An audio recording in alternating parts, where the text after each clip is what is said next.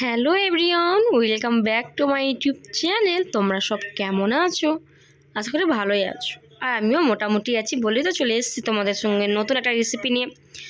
তো এটা করছি, সোয়াবিন দিয়ে দিয়েছি, তারপরে লবণ, তারপরে জিরে গুঁড়ো, তারপরে মিক্স করে নিলাম।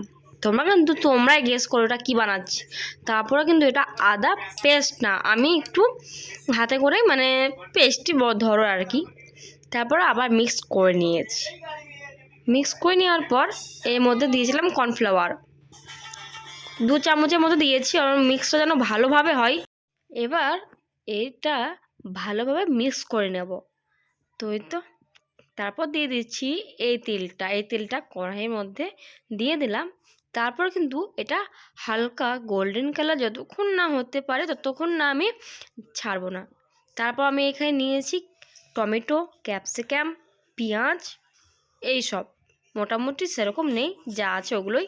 এটা হচ্ছে মরিচ, তারপরে পেঁয়াজের টুকরো।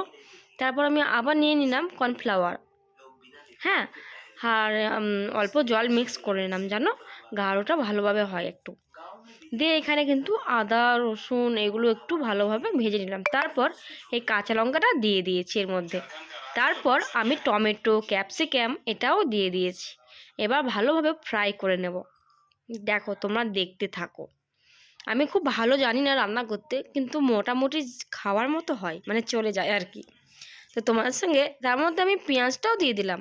তারপর এটা হচ্ছে ভিনিগার, ঠিক আছে, হালকার মধ্যে দিয়েছিলাম।